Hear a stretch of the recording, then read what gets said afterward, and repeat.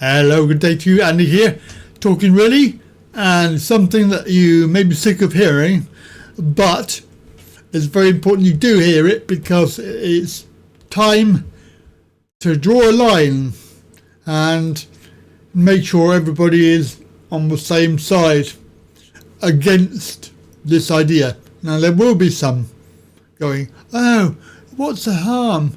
What's the harm in it? Oh, I've already got a passport and a driving licence and a birth certificate, and just a digital ID on my phone will not hurt very much. No, well, that's up to you. But if you say yes to this, there is no turning back.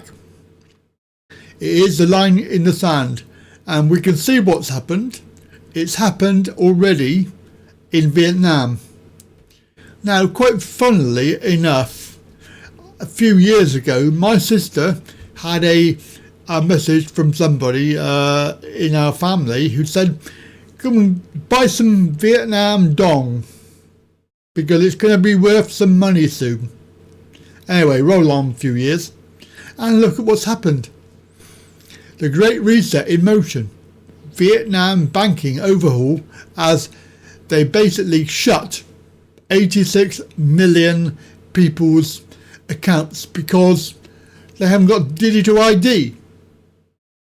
Yes, so this is what will happen. And with no access to their money, how are they going to pay bills? How are they going to buy food?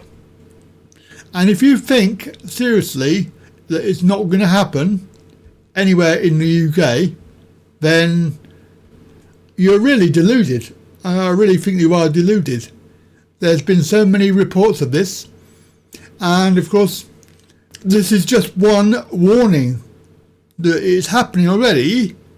And of course we do have Keir Starmer using the words forced. You will be forced to have it, and including our old friend, you all know from the video, Liz Kendall, she's back in the saddle, as it were. She's pushing the digital ID as well, and she's saying things like, you will be forced. You will not be able to access services. Maybe there will include benefits in that as well, that if you haven't got a digital ID, you're going to be totally fucked. You won't be able to have anything to do with society, and they're going to lock you out.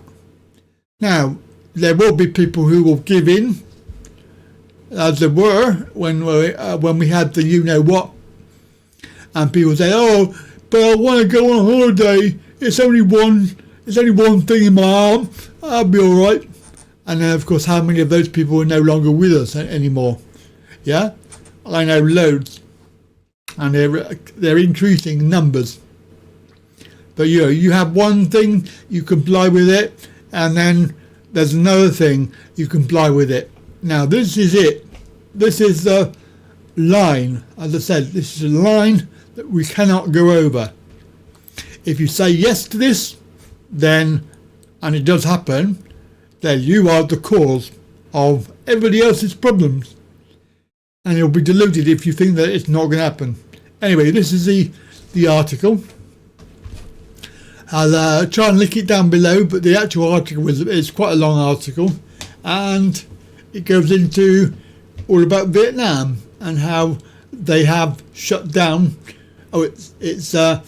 Vietnam has 69 million adults and age 15 and above, and more than 68 million of them have bank accounts. Well, they did have. And of course they're trying to adopt the cashless payment system, which is quite something else. And of course they have shut down because of the digital ID thing. But they are doing the bidding of the World Economic Forum, the United Nations Agenda 2030. This is the whole plan. So they want to reach cashless and digital by 2030, which is the agenda. And it looks like they're on the way because they have actually made huge progress on this. Now, of course, we can show you another video. This is London. We're not communist China yet, even though Keir Starmer would love it. This lady exercising her freedom of speech in Trafalgar Square. It's quite ironic, really. Have a look at this video. It's quite amusing. I have come here to highlight the dangers of digital ID. Currently, we have a very divided society. We've got people divided over immigration, flags, pro-Israel, pro-Palestine, anti-abortion, pro-life. All of this is completely by design. The government want us to be divided in order to implement a digital ID. When people are not united against one thing and they're arguing over other things, this is what is going to cause us to be very easily controlled, because we are not united against one thing. The most important thing of all that's going to affect every single person here, and that is digital ID. With digital ID, all of our documents, our IDs, will be completely linked to one digital database. This makes it very, very easy to control us. According to Keir Starmer, the UK public might be forced to have a digital ID. What does this mean? He used the word force for a reason. How is he going to force the UK public to have a digital ID? Is he going to allow you to carry on owning your property? Will you be able to get a mortgage? Will you be able to have a bank account? Will you be able to drive, or will that be taken away from you if you refuse to have a digital ID? This is what you have to think about. We can all say, oh yeah, I'd stand strong, I'd say no to digital ID, but when the time comes and these things are being taken away from you, will you really do that? Will you really stand strong and say no? Now, with a digital ID, it's going to be very easy to implement a social credit system, which I believe the UK government want us to have. Not just the UK. The World Economic Forum also want this, which means it will be a worldwide issue. China are currently living under a social credit system, and what this means is if they do something that the government deem inappropriate or bad behaviour, for example, jaywalking, they don't pay their loans in time, post things against the government on social media or speak out against the government, as I'm doing now, their social credit score is lowered. Excuse me. Hi. This mayor's land, you don't do that. This private land. Right, I'm just going to do it a You little can go bit, up there. literally a little bit longer, and then I'm done. My manager told me to stop. We will see this. Go up there. That's fine, just a little bit longer. You hear what I said? Yeah, yes, a little bit we are longer. going to seize this in the next minute. Right, so Censorship. if people in China, they do these things and the government deem bad behaviour, they then get their social credit score lowered, which means they're told that they can't send their children to private school. They can't book train tickets or plane tickets. So these things are taken away from them. Their rights are taken away from them if they do things that are deemed bad behaviour. You understand me? So right now I'm speaking out against the government. Would that lower my social credit score if we were in a social credit system?